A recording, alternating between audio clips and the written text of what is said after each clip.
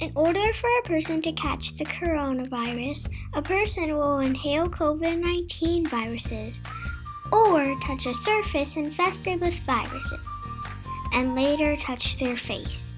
Once inside the body, COVID-19 viruses will look for host cells. Then they will attach special proteins to the host cell to invade and control the cell.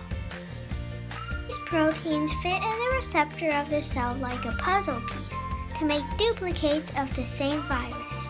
Then, after millions of duplicates are made, the viruses head to the lungs and small intestines.